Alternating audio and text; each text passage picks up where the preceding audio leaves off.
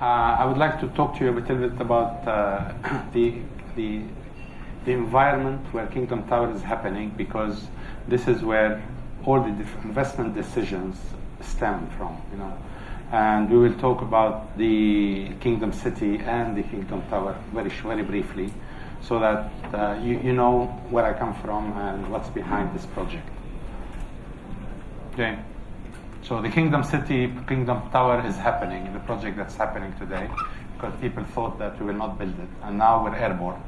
We're above the ground, so I hope every 4 or 5 days we'll be building a floor.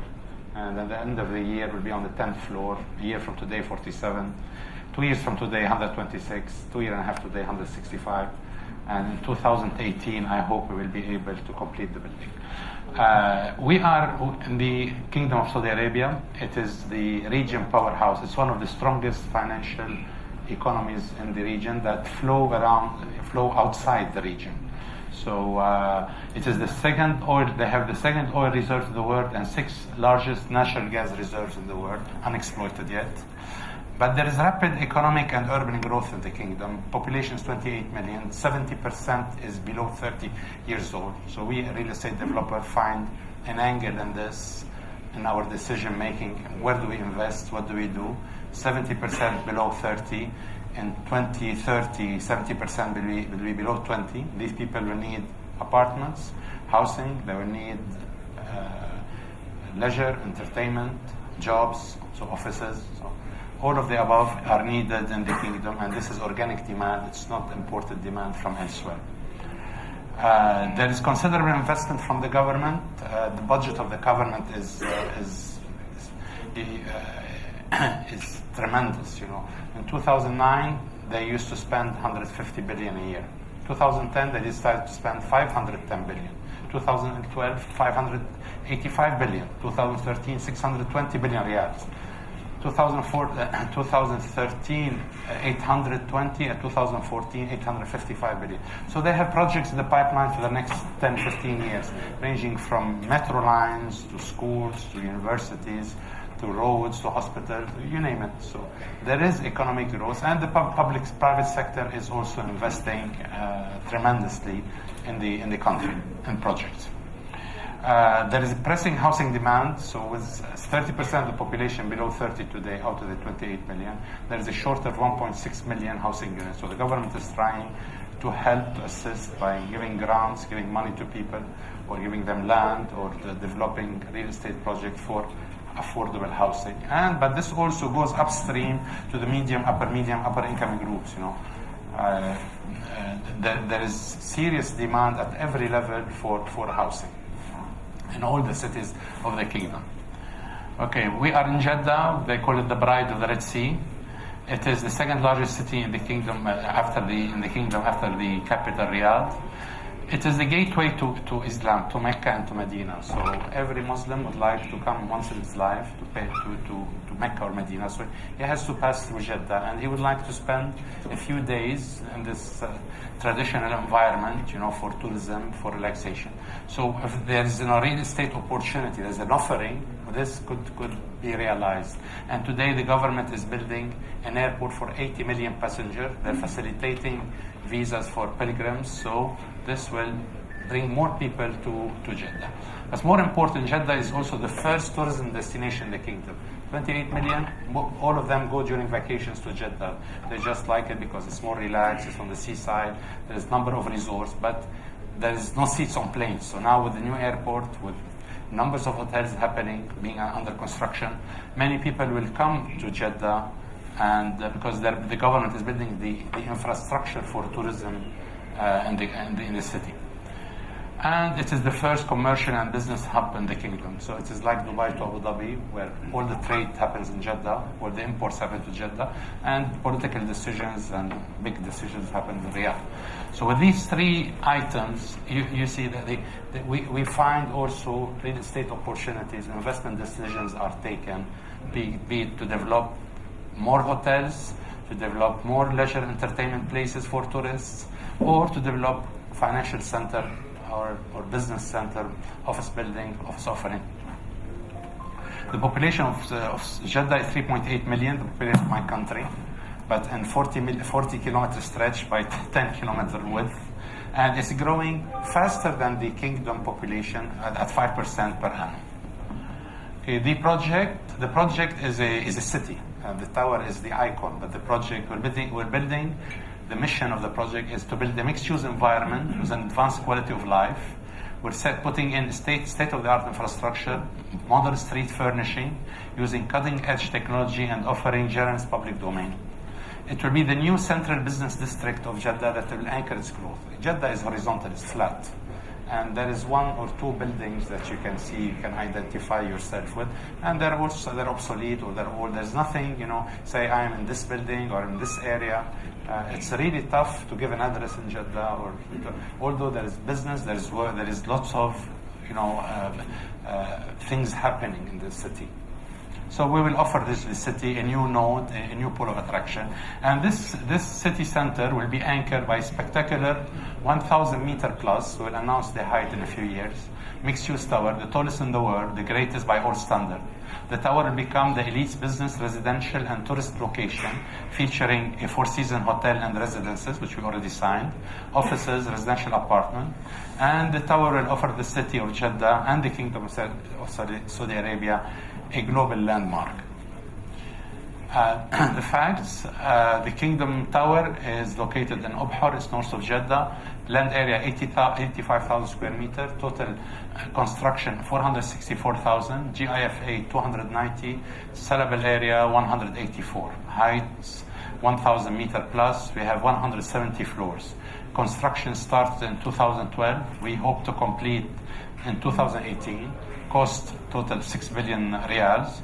And currently we have completed piling, we have completed the construction of the raft, and the superstructure now is being built. So if you visit the site, you see we're airborne. So this is briefly where we come from.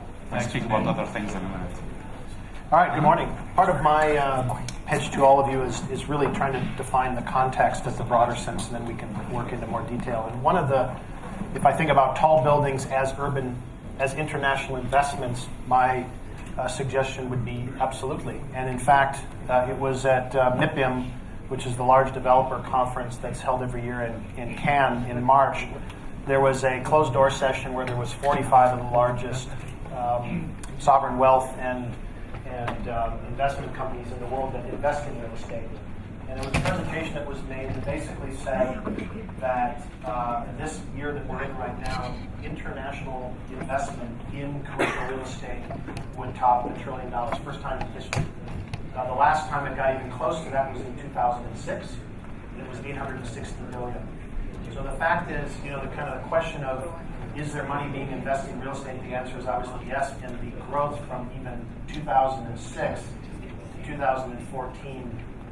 Understanding that there was a major dip in that in 2008, 9, 10, etc., is already up to $1 trillion. So there's part of a clue there.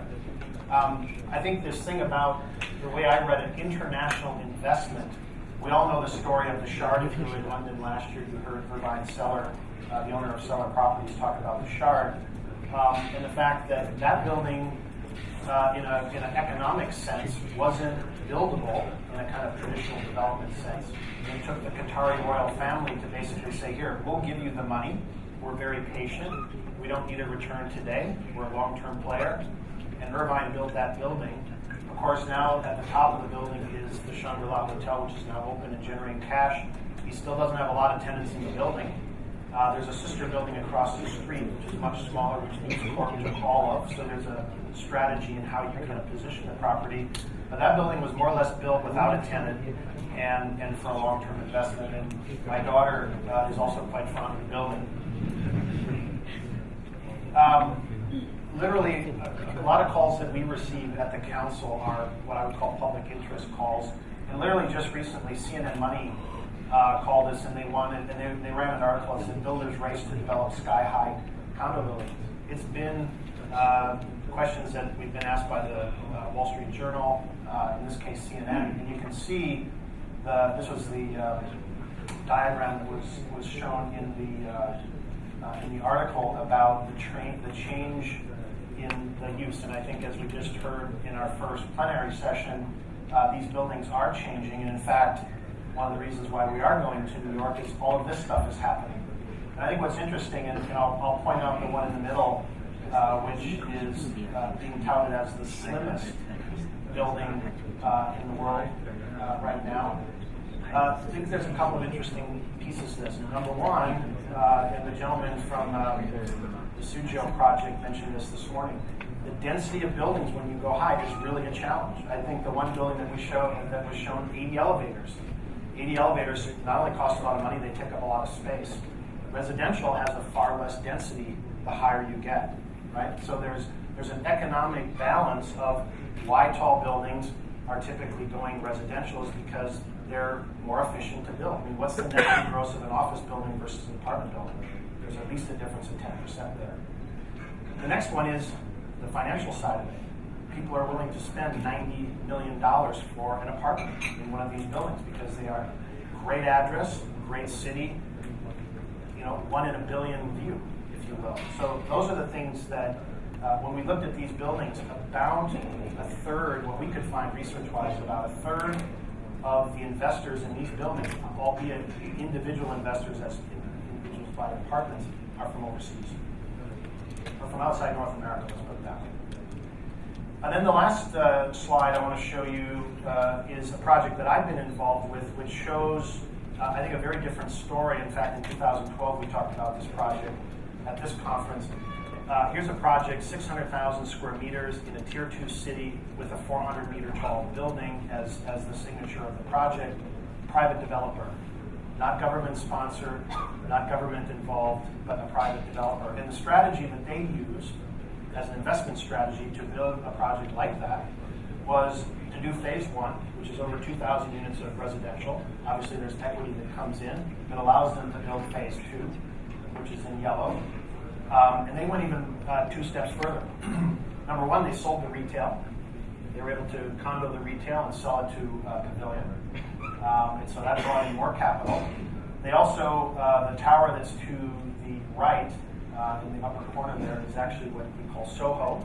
And that's also able to be sold and deliver equity to the project. And at the end of the day, they built the other mixed-use tower, which is the 400-meter tower, more or less free and clear. And their strategy all along on other projects they're doing is to put together the financing in a way that at the end of the day, they own a big piece of it, free and clear, which obviously will generate revenue for the coming future. So these are some of the photos. The buildings are topped out. You can see on the far left, the Tower 1 is topped out. Some of the cladding is still being completed. But that's the building that they'll own free and clear through this financial process of regional investment as well as international investment to generate capital for the building. Okay, Hongkong Land. We're one of the older property companies in Asia. 125 years. Started in Hong Kong. Still own the same property we bought 125 years ago. I've been with the company 25 years, and I've been living in Hong Kong doing projects in Asia for 35 years. So my next 5 slides are a little bit interesting. We're actually working on our 125th anniversary book. And I think many of you know that Hong Kong has grown up along with companies like Hongkong Land, and of course now the newer developers like Shanghai, Anderson, Orphan, and others. And at the end of the day, what is it all about?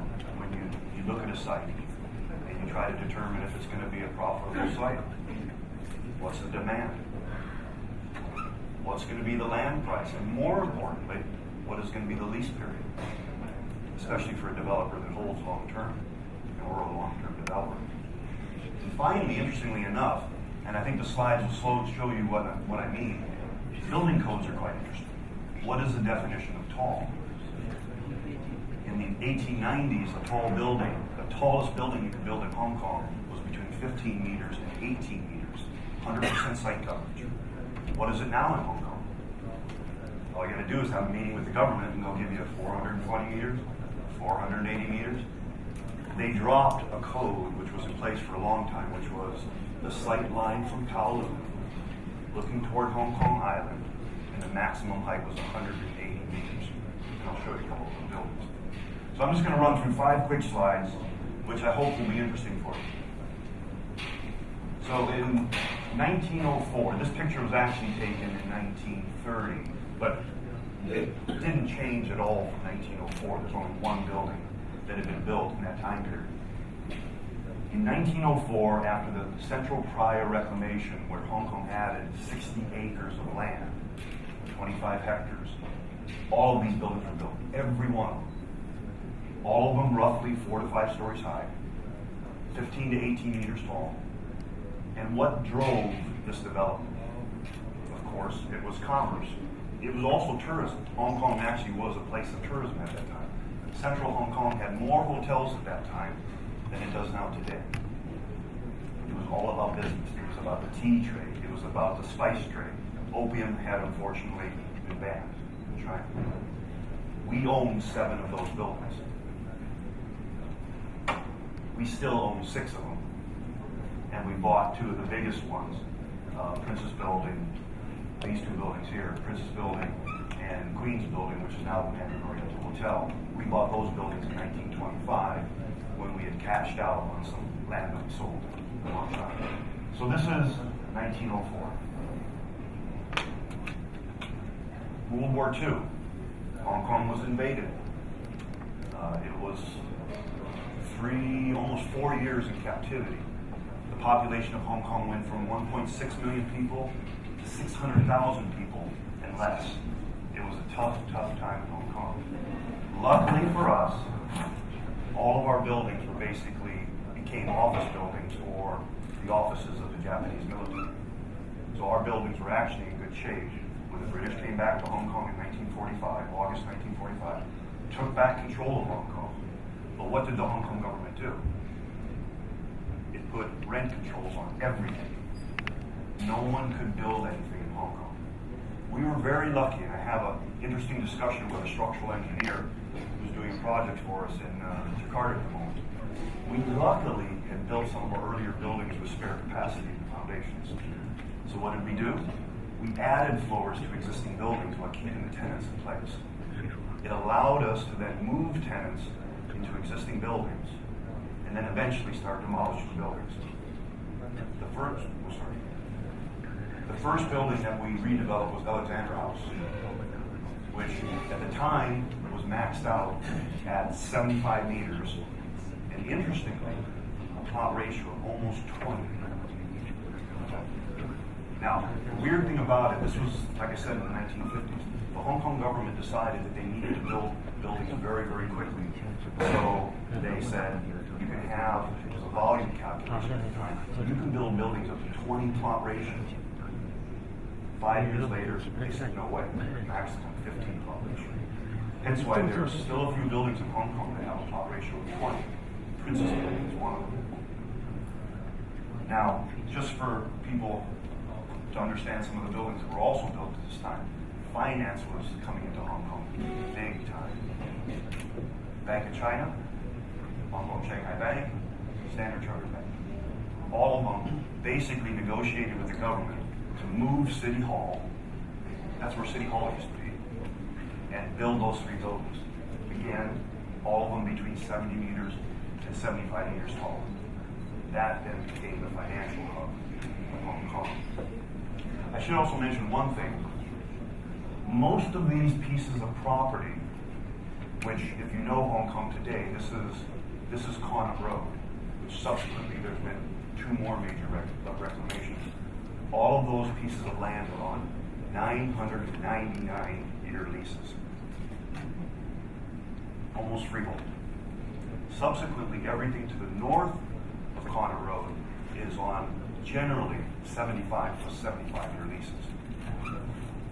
So it's quite an interesting dilemma for us because foolishly, in the mid-1980s, we sold one of our 999-year properties.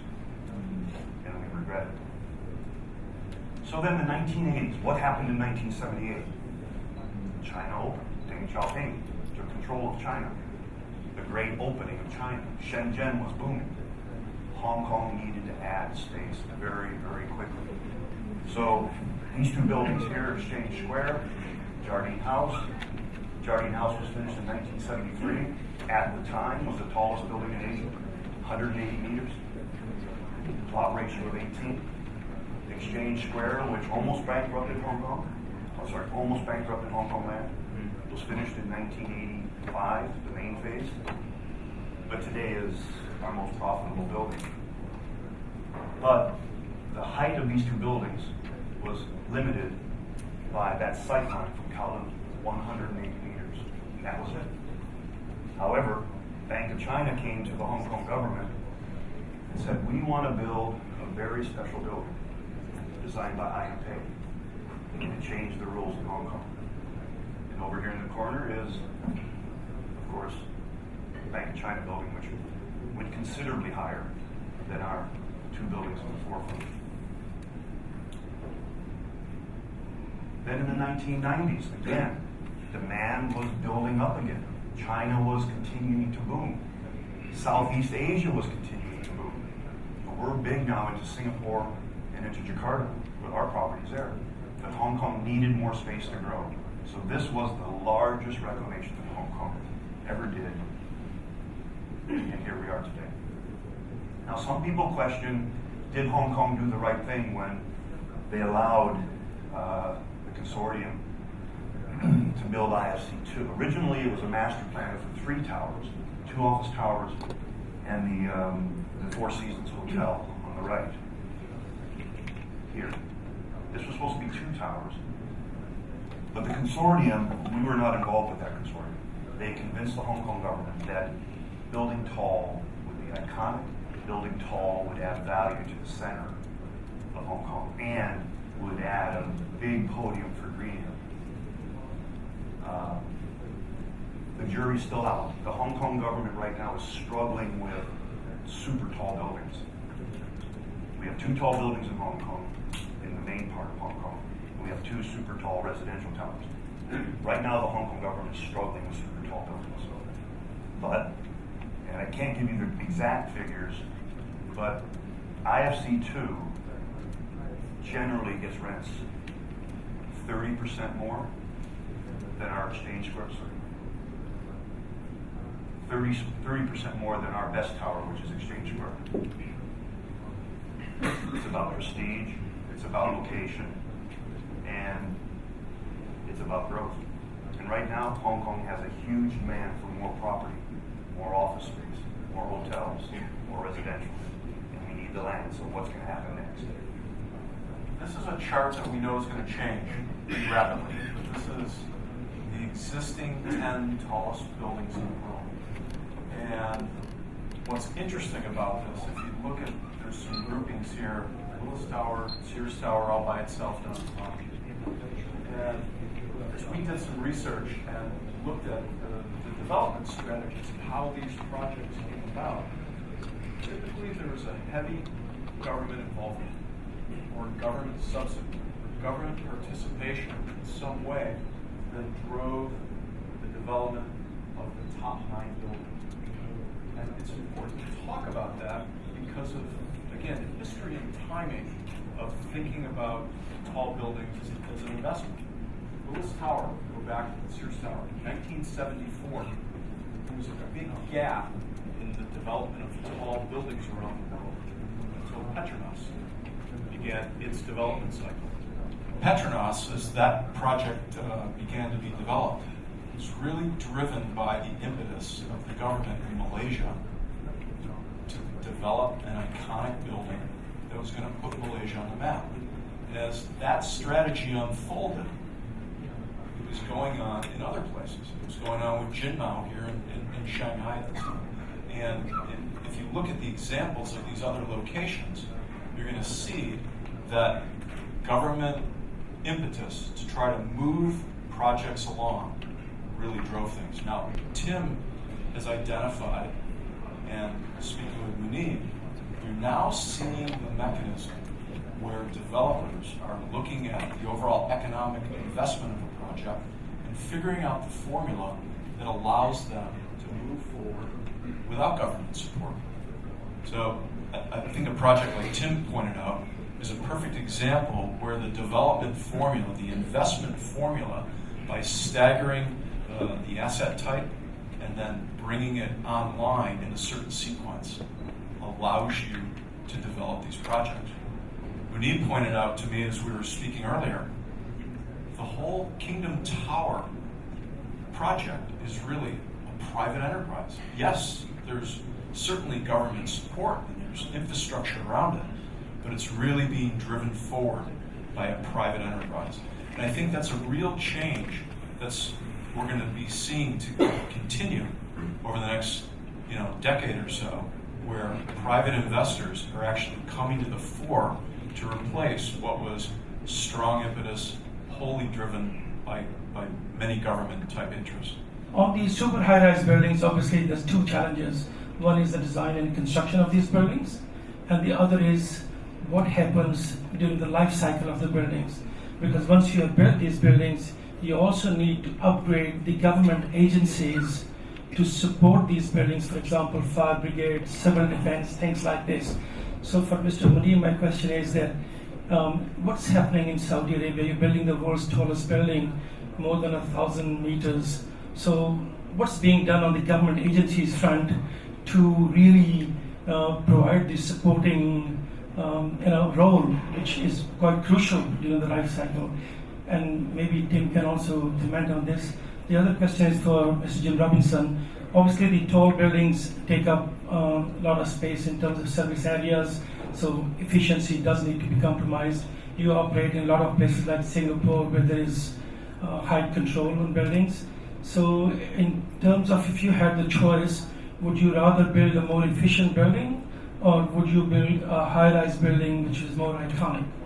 Projects like this, super tall towers and mega projects need some sort of private-public partnership. It does not have to be financial, but there should be conversation and dialogue between the developer and the government.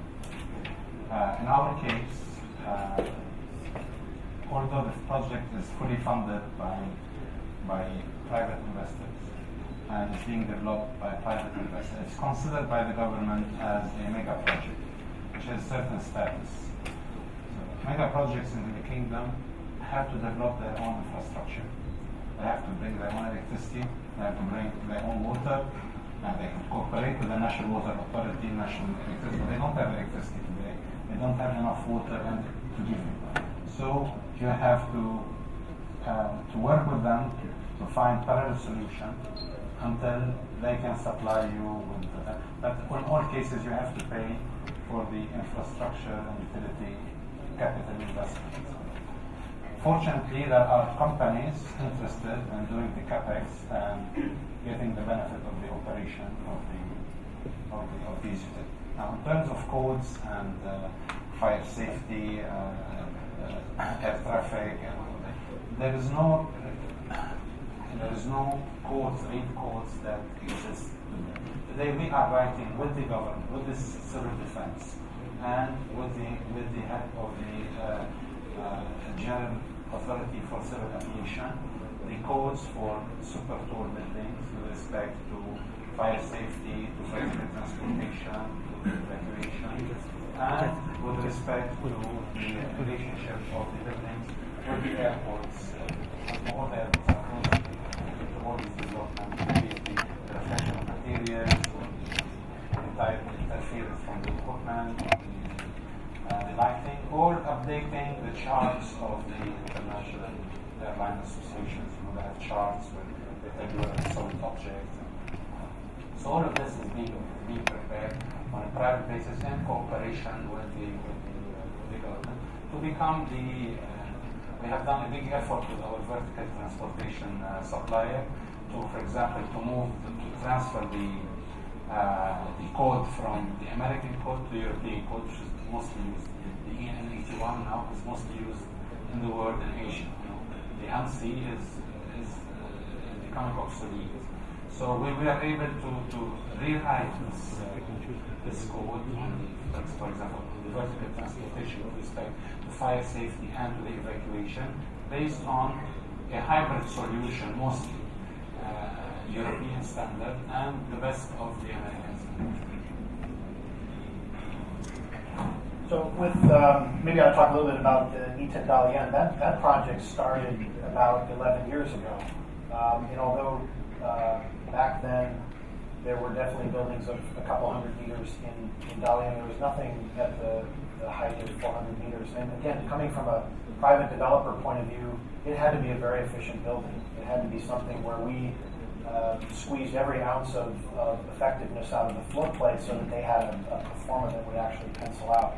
I think the two areas that maybe would be helpful for this group, number one was the structure. The fact that we were going to do a 400-meter tall building in a city that had never done one, and it also exceeded the height at the time that the Chinese government allowed the codes to be, or the project to be evaluated locally. It actually had to go to Beijing to be evaluated. And it was, it didn't take us long to convince our client that we needed to hire an engineer that knew how to get the most out of the structural engineering. We worked with David Scott and Professor Lee to basically design what I think is a very efficient structure. In fact, I've seen or gotten comments from people that have seen the building under construction. I said, how did you get the structure to be so light? So to really think about the local codes, and actually in that case we had to get approval from Beijing, which they approved unanimously in the first go-around. You know, we had everything that was shown today. We had super columns, we had belt trusses, we had outriggers, we had everything to make it as efficient as possible. So there was quite a bit of work that was done along those lines. The bigger one was actually with the fire brigade. It was quite interesting. I remember a lot of meetings, and these were in the days where people still smoked a lot in meetings. Going to the fire brigade and the room filled with smoke. Just one after another. And that was actually a big challenge because they were really quite confounded of how they were going to fight a fire, not necessarily in the tower, but actually in the podium. This has a podium that has, it's on a sloped site, and so when you have a footprint of 60,000 square meters that has really only one point that can be exited in multiple levels and basement levels and things, there's quite a bit of discussion on exiting for the podium, believe it or not. The tower, although we did add a third stair to the tower, the 400-meter tower, to increase the ability to get out of the building. There was quite a bit of work that we did with the fire brigade to solve their concerns with the exiting of the building. And again, we always had to keep in mind, if you set a fire compartment at 2,000 square meters, you've got stairs and fire lifts and all of that. That's very difficult. It's a huge investment. It's a huge loss of space. So it was this negotiation from a 4,000 square meter fire compartment to them wanting to, and we ended up somewhere in between. So it was the constant technical. Obviously, fire and life safety is absolutely paramount for our industry. But at the same time, making sure that the developer got as much out of it as they could. Okay, interesting question. I mean, up until the 80s, we always built tall. Always. And even in Singapore, as you well know, we built as tall as we could, 245 meters, with or without a tower crane on the top, right? But as we move forward as a company, and we've got projects in Beijing where we had height restrictions, we're building in Jakarta, we're building in Cambodia, we're hoping to get some new sites in Hong Kong. Our business has changed. We are now a significant residential company, right? As well as we have our sister company, the Mandarin Oriental Hotel Group. And part of their profit stream now is branded residences on the top of their hotels.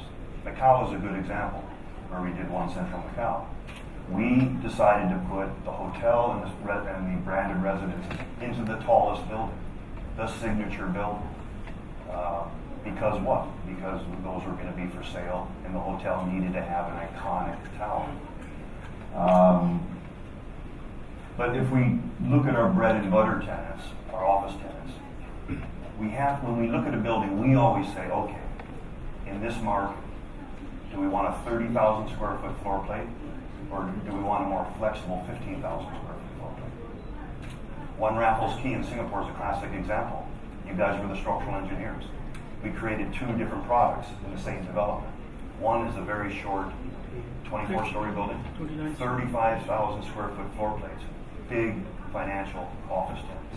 But right next door, we've got a 50-story office tower over the MRT line, which allows us to have multi-tenanted floors.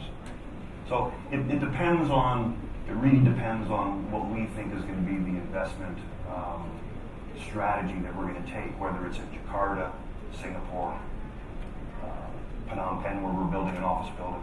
Hopefully Ho Chi Minh City one of these days, if the Vietnamese government can finally allow some of the golden sites to be sold.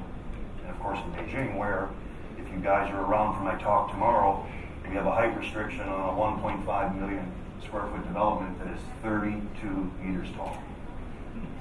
So, Jim, let me ask you a question. On that example in Singapore, which one made more money?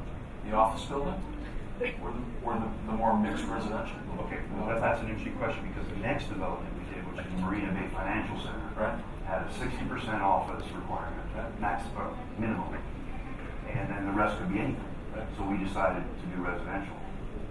By far, now this was we started selling in 2006, phase one, and then the second phase wasn't as successful. Huge profits on the residential because the first tower overlooked Marina Bay, overlooked the Marina Bay Sands, and we sold out in 2 days? The whole tower. And it was at the maximum. We squeezed everything we could into that 245 meters. The Singapore government and the Singapore Air Force, believe it or not, there's a Singapore Air Force, allowed us to build on that site. You want to comment? I want to just say that all of these statements stem from economic, positive economic environment that help things to happen. After 2008, between 2006 and 2008, the real estate market everywhere was booming. Until the bubble came and everything fell down.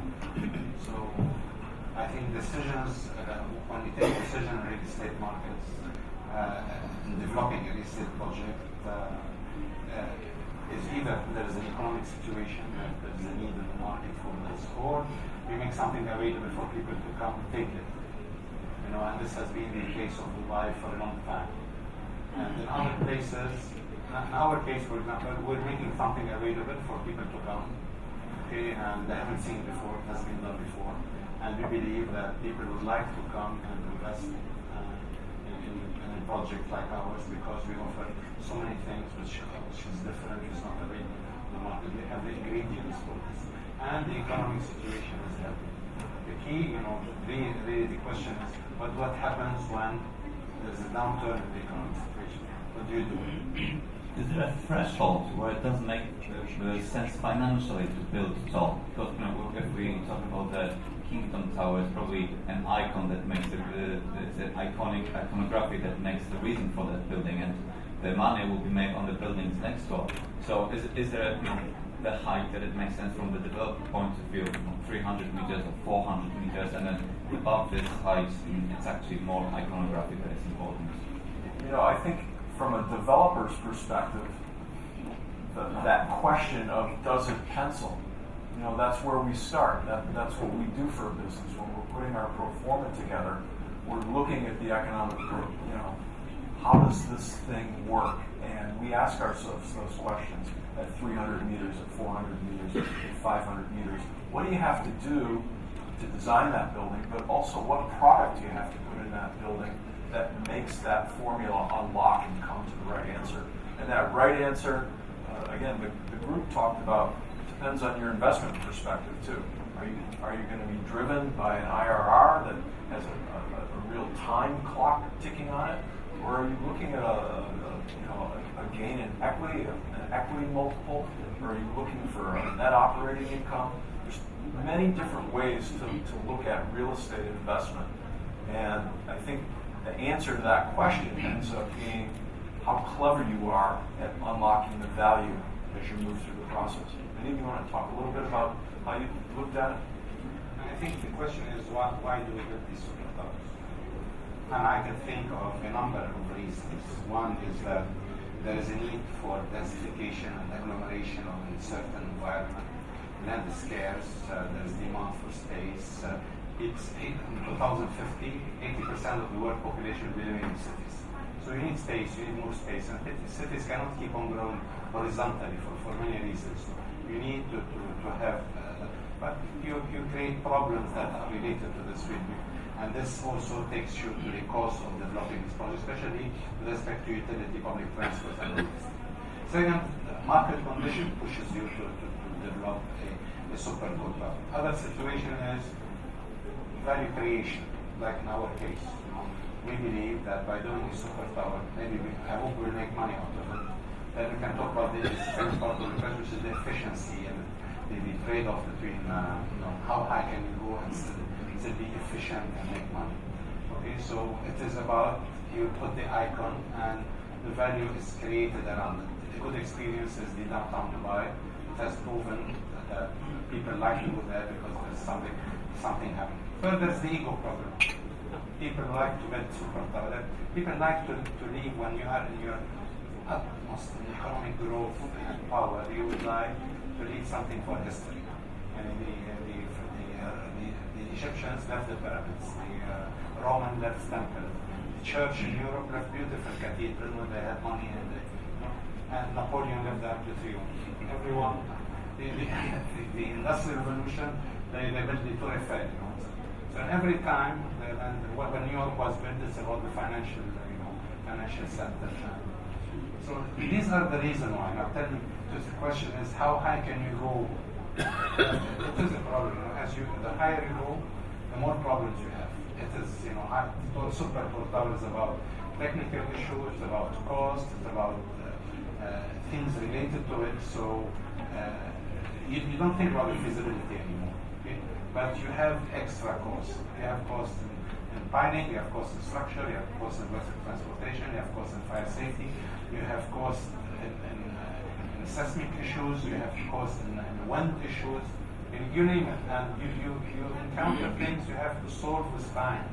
Okay, but I tell you, supercar is a challenge in this because you will build on the ingenuity of people, of trades, and the strength of material to put together to make a super tower stand on its feet.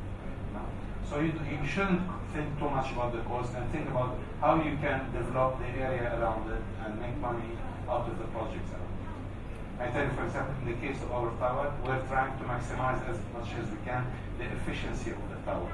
Okay, we have, the architect has done wonderful big floor plates, and as you go up, they become smaller, but at one point, at the high point, it's 980 meters. 980 meters is a usable space, It is not 200 meters that you can do nothing with, So, Bob, I want to add. Yeah, go ahead. And it's actually the way the developer thinks. I think Mounib's done a great job about what are the things that inspire you. Some are tangible, some are emotional. But I had a conversation with a group that owns about $45 billion worth of real estate around the world. And I was trying to get at, because I knew quite a bit of these properties were in Tier 1 cities, global cities that needed renovation, and I was trying to uncover how do you take a building, let's say on Park Avenue, and reposition it with same sustainability and curb wall and things like that. What was interesting is kind of the question to all the developers here is, his point was that if they take their portfolio, it was $45 billion asset that they have, the value that they're looking to increase is not based on the rents they get. They want the rents to basically cover the cost of operating the building, maintaining the building. The equity increase is in the value of the asset increasing, the appreciation of the asset. I was really stunned by that because I thought, at the end of the day, every building that's out there humming along is more or less the tenants are paying for its upkeep. That's right. The day-to-day operation. And the only thing that's increasing at the end of the day is whether the property market in that location goes up or stays flat or goes down. And obviously in places like New York or London or Tokyo, presumably there's a nice trend up. But when you're in a volatile market or an emerging market, there's a lot of bets that you have to place. So is that a true statement? It's an exactly true statement. Yeah, I was pretty surprised. I think and there are different real estate strategies sitting here. I think Hong Kong land is an example of you guys have been the long-term holders of much of your real estate. We've been traders of much of our real estate. And, I think that approach, it does drive certain ways of thinking about how you're going to do projects and what you're going to do. So the reason I emphasize that, for the architects and engineers out there, the reason why cost is so important is that these buildings have to be operated in a way that basically break even. Right? And that's a fundamental ideology that I think some of us maybe didn't quite understand. What return on equity you are looking for in the different projects? And secondly, since we are in a very low interest rate environment, how do you look the midterm? It will change sometime in the future. I don't know. I cannot tell when. But how do you edge this issue? Because it should affect the value in the future. And more specific question to Mr. Mounib, if you can elaborate about the financial issues of building like this, meaning what equity requirements come from the different banks, etc. Is there any requirements for pre-sale or things like this, and how do you hedge risk of investing such a large sum of money? Financing a project like this, first of all, it needs the guts of the owners. This project is a very child, a very courageous man, very investment-driven man. He's very behind and solid. He has always done projects. He's taking the initiative to a project, and he's partnered with three of the most prominent investors and names in the kingdom of Saudi Arabia. Now, funding this project is primarily from the owners. Second is from banks. We have secured a bank loan, a 5-year bank loan to build the tower and the infrastructure of the city around it and develop some real estate projects from the local market. And thirdly is from pre-sale, be it pre-sale of apartments in the building or pre-sale of land for development around the project. Plus, we are doing within the tower a 4-season hotel and 4-season apartment. We expect to sell the 4-season to the branded apartment to people, and this will generate also cash to finance the project. And the hotel could be spent off any time in the future into some sort of financial instrument that would bring immediate cash based on prospective return. This is the financial structure of the project. Wait in that? Well, it's interesting because I think a lot of people used to call us a very boring company because we had such a conservative investment strategy. It's changed a little bit over the years, but we basically work on IRRs without terminal value property. So we don't actually expect to sell the building. This is our office building components. With the low interest rate, if we're going to go after a project in Hongkong or Singapore, we're down around 6% IRR. If we're in places like Ho Chi Minh City, Cambodia, we're looking more at 12%. China, I think, unfortunately, because of just the competition for land in China, some of the strategic locations, we're going to be down around the 6 to 8% as well.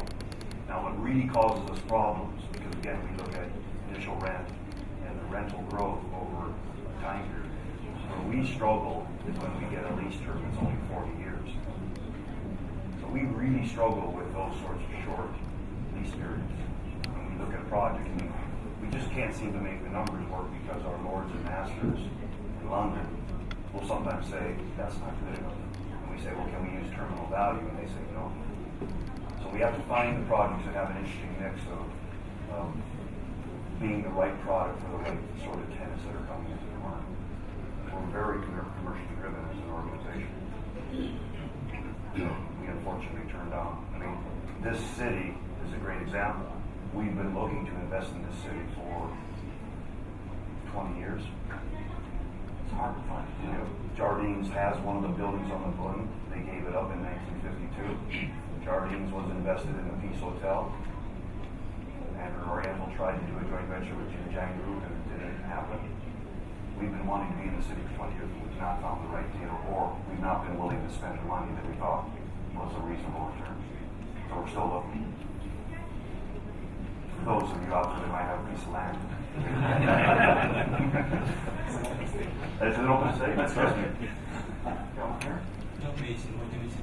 Question for you, Jacob Robinson from Hong Kong. And you mentioned about opportunity twice. So I want to ask And I know you're struggling securing the land there. So what the Vietnam government can do, I'm not government representative, but what Vietnam government can do better in order to welcome the big investor and developer like Hongkong and coming to Vietnam? So it's a very good question.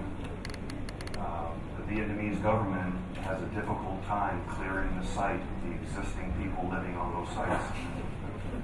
In China, our site in Beijing, just before the Olympics, in 2007, 2008, they completely cleared our Wong Fujing site and they cleared 900 households, paid them off very handsomely, and then developers like us cannot clear a site. Impossible.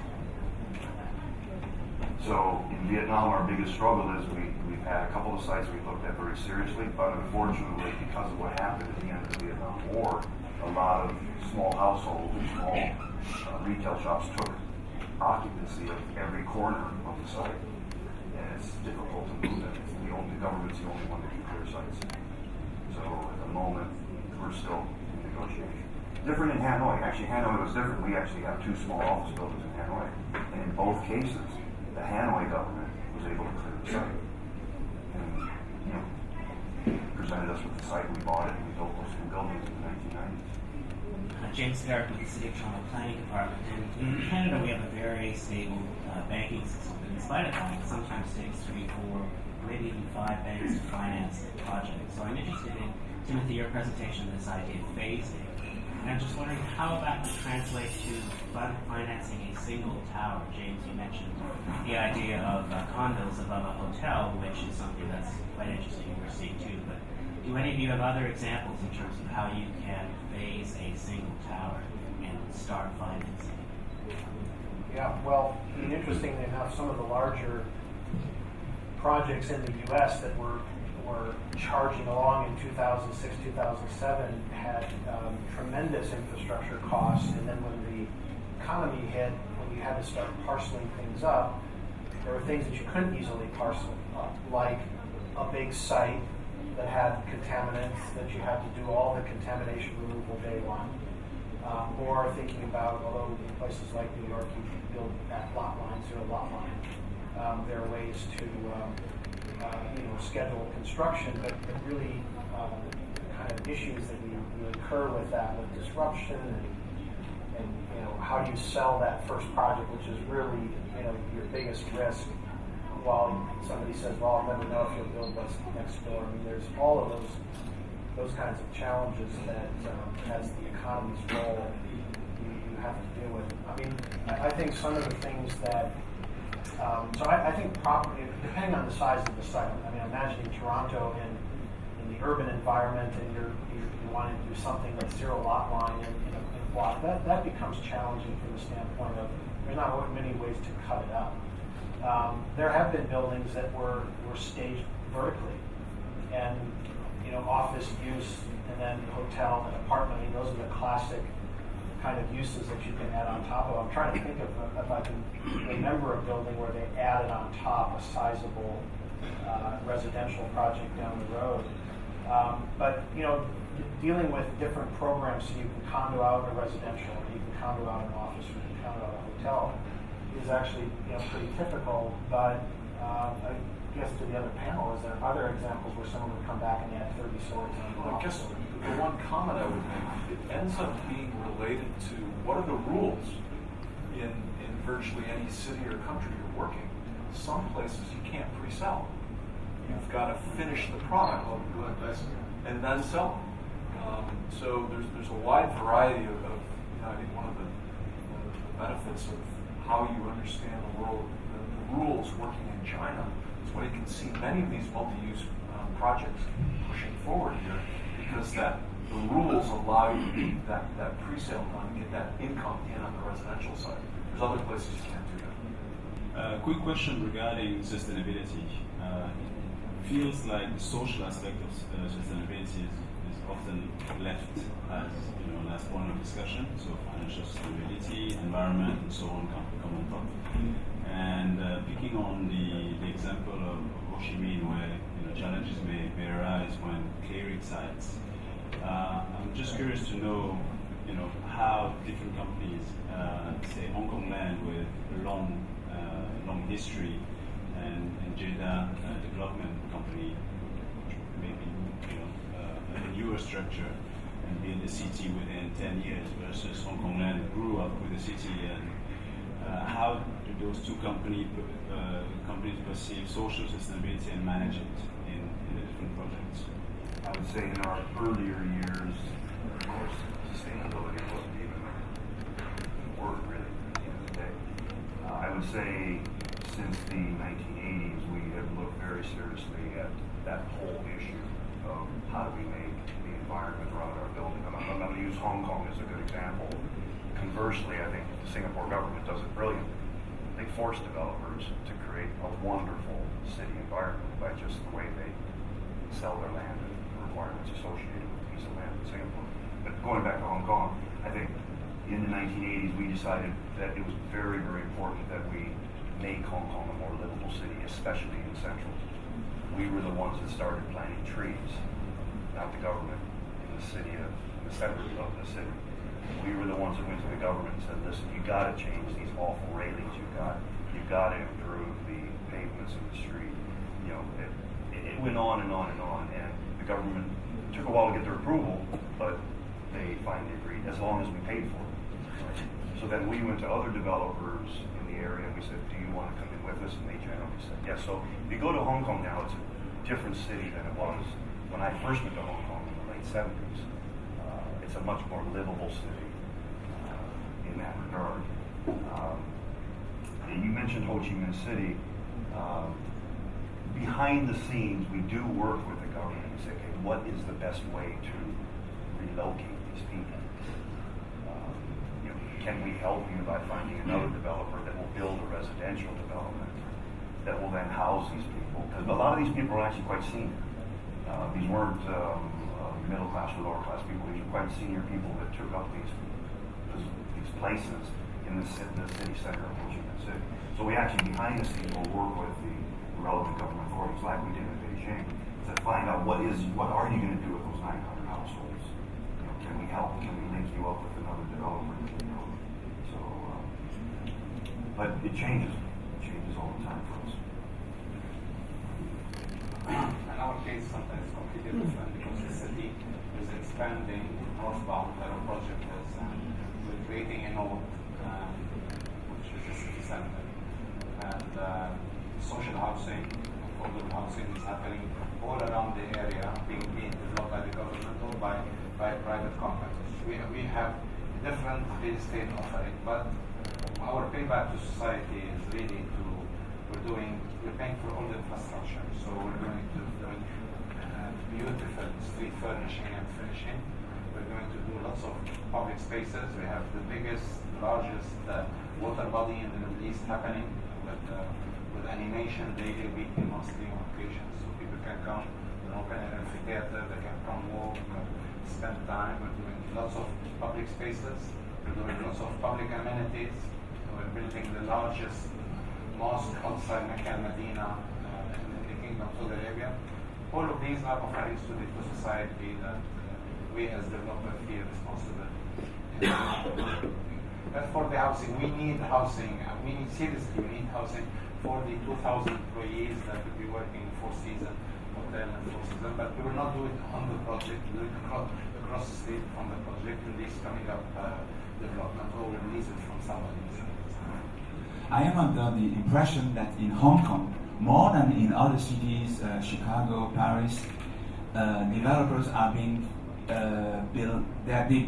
Developers build for the long term, and they keep the buildings in the portfolio for the long term. Would you agree with that? And why is it that in Hong Kong the developers keep the projects like 2IFC or your own project for the long term? And the other question, do you think if it wouldn't be the case, you would have built your projects in some other ways if you would have to sell them sooner? I think a lot of that, many, and I'm going to say the main competitors that we have in Hong Kong are Hong Kong Chinese firms, right? That grew up in the 1980s. They all started their property business in buying land and selling residential. But unfortunately, ultimately their profits went up and down like this on a regular basis. So they looked around, and they hired some people from Speyer, they hired some people from Jardines and Hongkong Land, and they said, you need to kind of flatten out your profits. So they said, well, how are we going to do that? And they said, well, you got to build either office or retail, and you got to hold it long term.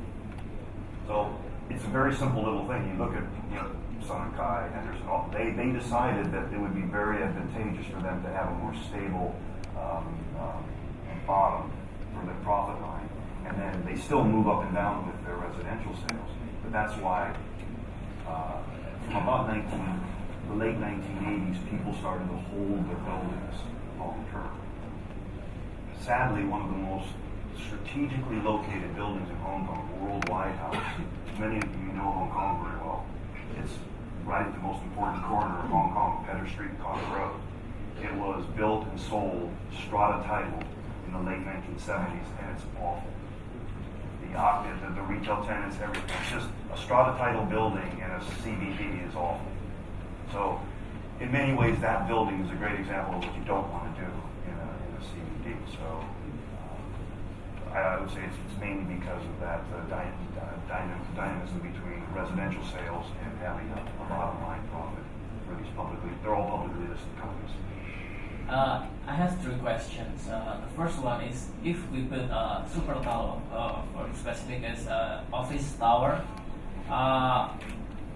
we will rent our building and we will give a premium price to the tenants who will rent our building. Like mentioned before, just like in Hong Kong, for the super tower, the tenants should pay 30% more compared to the normal office building.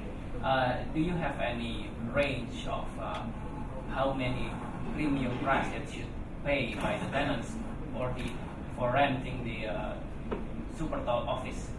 And the second one, what kind of corporation willing to pay this premium office space with a premium price? And the third question, specifically for Hong Kong Land, how much is your IRR for Jakarta's market?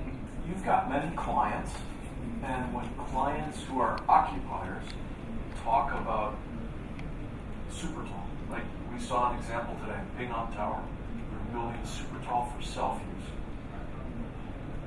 As you talk to your clients, do they see that, they see something that they would be willing to pay a premium to get into that type of building? Yeah, a lot of it's about the prestige. It's about the location. One of the things in the world today, although it just keeps growing and more people, is you need the best talent. Right? You need to attract the best talent. And any company that's a people business, it's about getting the best people. So having the environment in terms of a location, this whole millennium generation that is going to run the world here in about 5 years, they want to be in an integrated mixed-use environment. They want to be at a center. I'm sure you guys are modeling the condition of the millennials because as you said, Saudi is a very young country, and you have to create environments that support that. So whether it is about a tall building that has the prestige and the address that's then part of a community, and that's the urban habitat part, which we haven't really talked much about here. But I think those are the things that we're finding are direct links. We want the prestige of a tall building and to attract great employees and have our image about who we are. At the same time, we want to be in an urban environment that helps bring all that activity and life to this next generation. We want also the address, very simple. I am deceased for Shanghai Tower. And when we market our project, we say that this is a place where the young Saudi will feel proud to live and work. And it will be a very good place for startups. So if you're a young professional who start a business, you would want to be in an environment where other businesses are flourishing or of a certain standard. Plus the fact that these super towers offer is really not AAA, but 4A office building, office space. Something really advanced, especially in terms of technology, speed of internet, and communication. One just to Yeah. I gotta answer my Indonesia question. What's interesting in the crash of the finance sector in the U.S., a lot of banks, and in fact it's been happening for a long time, they want to get out of the limelight. And obviously, whether it's Petronas or Pertamina or Sinopec, I mean, a lot of in developing countries, these groups want to show their might and their power. Ping On, for example. Actually, in the U.S., if you ask an insurance company, do you want to do a very expensive building and put your name at the top, most of them would say no, because we need a fiduciary responsibility to our tenants. We've had clients tell us the best building for them would be invisible. Yeah. And the reason I thought of that and just having said, oh, they want prestige, because I was thinking about these younger tech companies that want, they want to show that they've arrived. But on the other hand, the more consumer companies that have been around for a while that want to look as if they're being very fiscally responsive, they don't want to be in that unless you're in a developing country. It's interesting that we've had a question from Indonesia because almost 400 million populous country, which I think a lot of people in this room don't know much about.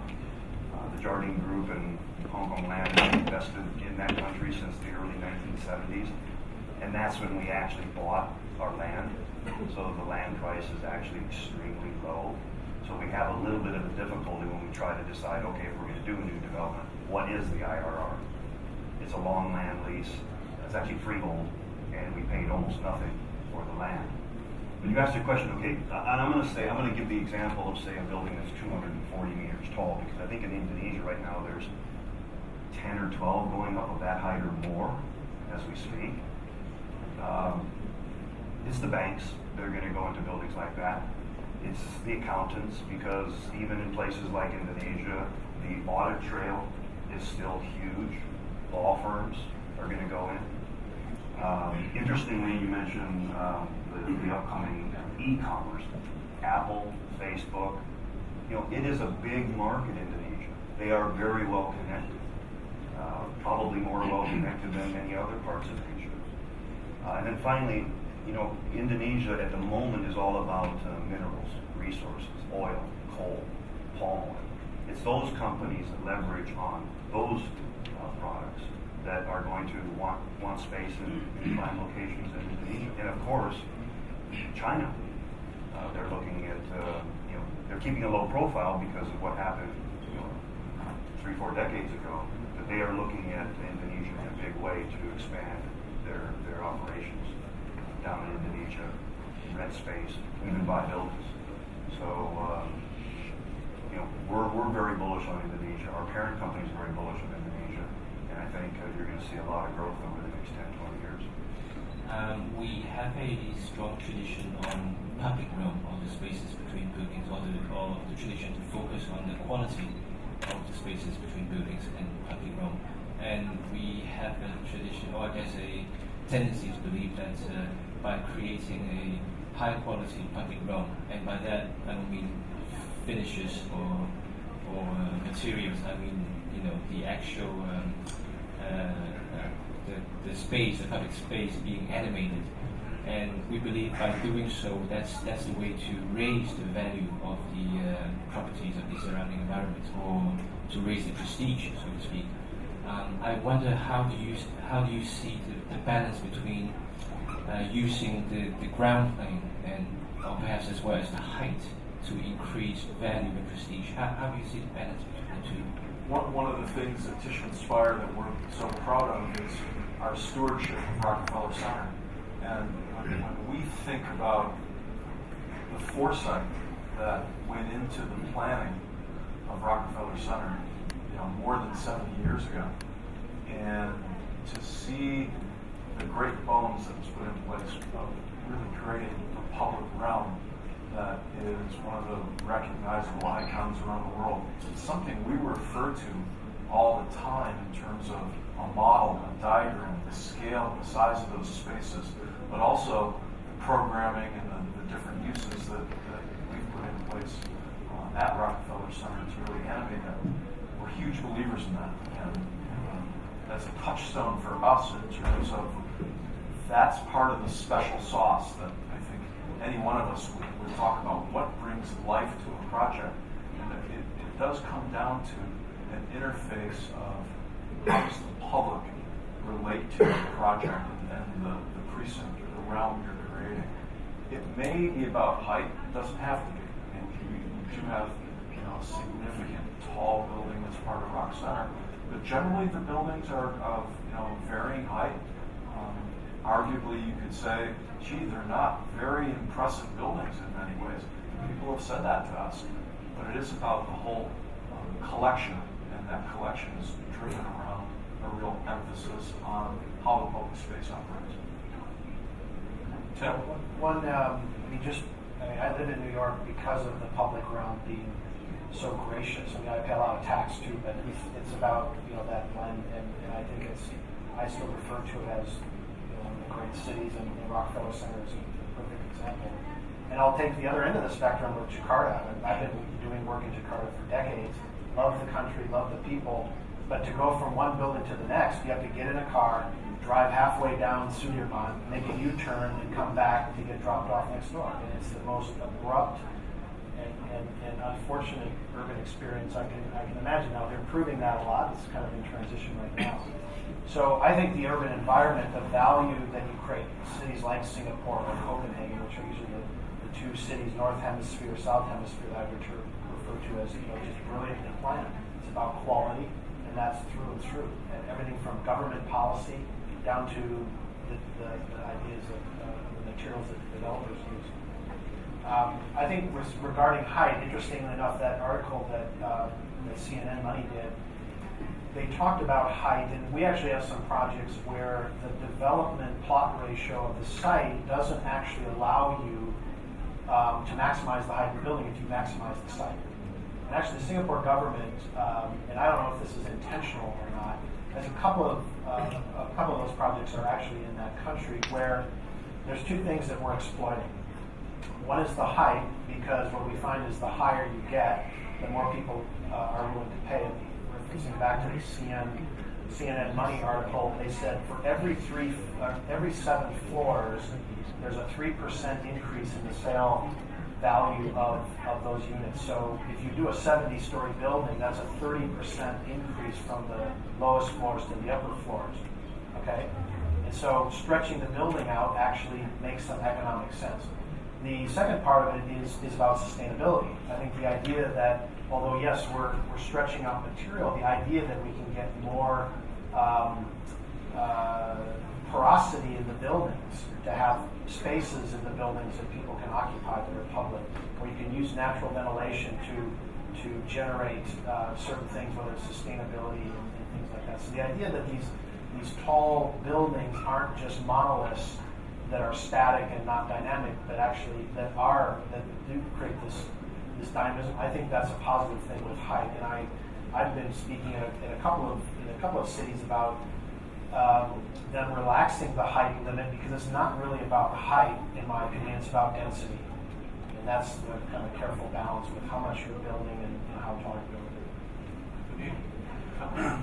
Our experience is a little different because we're a green field and we need to create value. So the tower is there to identify the project and to be the goal of excellence of the project. But around the tower we have public space that will be animated, and this will benefit all the commercial, retail, residential resorts, hotels that will be built around this public space that is animated, and will bring footfall. And when you bring footfall, you create value by having people coming to the shopping malls, to the restaurants, to the shops.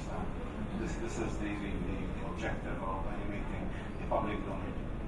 Jim, any comment? Just a very minor one. I think when we look at any new projects, the first thing we look at is what can we do at the top of the building. We've had some projects where later on we go, well, wouldn't it be good to have a great beer garden on the top of the building? And unfortunately, we didn't provide a dedicated lift to go to the top of that building. The building that I'm talking about in Singapore, we found the way. We took back a service lift, and we now have a great beer garden on the top of that building. So in many of our newer projects we're looking at around the region, we always look at, okay, we want to have a great lower level part of the building. We always look for footbridge opportunities to adjacent properties. That's my speech for tomorrow. But at the top of the building we go, we have to leave the top of the building flexible because it could be something wonderful. We don't know yet, but you got to get the people up there. And they got to get there without upsetting the hotel, the office tenants, or whatever. So, for people planning buildings in this room and stuff, I mean, that's something we should actually think about and actually carve out a little bit more of that core for an extra dedicated lift to the top of the building. So just to follow up on what we said about the top of the building, so do you make this for the financial value or to give back to society? Because obviously it will be, well, I don't know whether obviously, but it will be quite profitable to sell the apartments. Having a cold beer, having a cold beer, and watching the fireworks in Singapore is pretty exciting. But interestingly, what Singapore required is that we also had a public green space up there that was both visible from other buildings as well as accessible. So I think it was win-win at the end of the day. We always take the tack with some of our F&B tenants that, okay, and many times we have to help them with their fit out. We go, okay, we want to get some significant F&B in our buildings or our retail centers. Let's see how business goes. If it goes well, let's share in the profits. So, and for you in Hong Kong, we did the same thing on top of Princess Building, where we, again, took a lift back from the office tenants, created Seva restaurant. It's probably one of the most fantastic spaces in Hong Kong. Yeah, there's really literal proof that top of buildings are incredibly valuable. The machine room and all the mechanical equipment and all that stuff needs a place to sit, but to get above that, let's say, I'm sure the mechanical engineers are in the room just sitting. There was an article a few years ago, the Empire State Building. You think about how big that building is and how many tenants. That building breaks even every year, and its profit is the observation deck. A few weeks ago, I was in London, and I was with Irvine Seller in the Shard, and he said, "Oh, come on, let's go up to the top of the observation deck." We went into the queuing area. There were hundreds of people. I looked up the wall, 45 pounds to go to the top of that building, and I was. That's why we reinstated the observation. And I did the math, and I was like, I hope I don't have to pay it. Let me follow up. Most of the developing these rooftop restaurants are very, very open space. You close the boundary, all the buildings have restaurants, have clubs on top of it.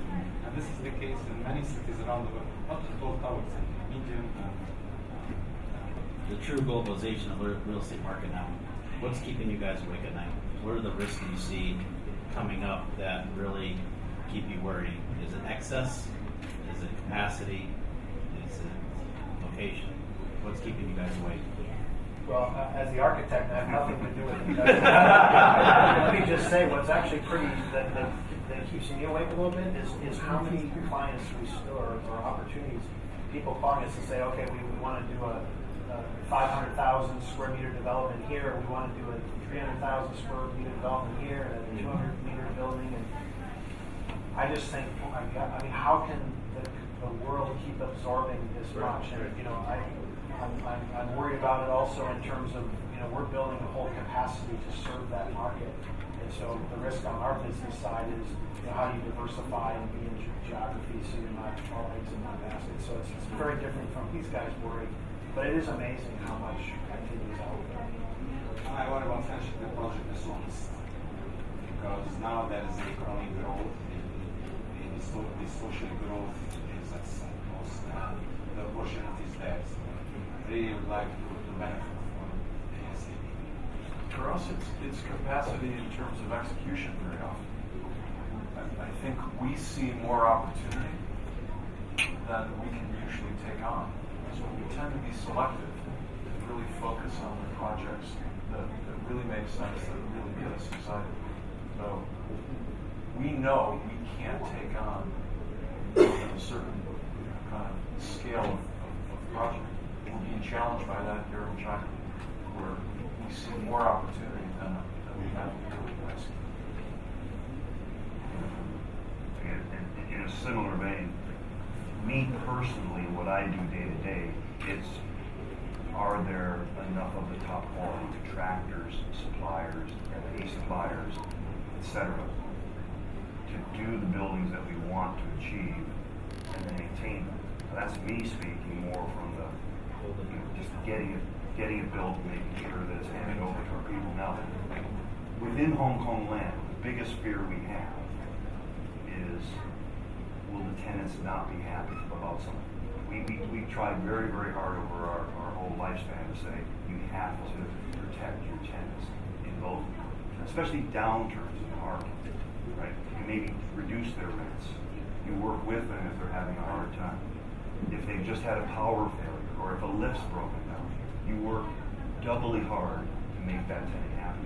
But at the end of the day, they're the ones that pay the bill. And I'm talking again about office and retail, and not as much residential. But on the residential side, we sell a building.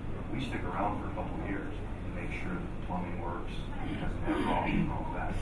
But at the end of the day, from a big picture thing, from Hong Kong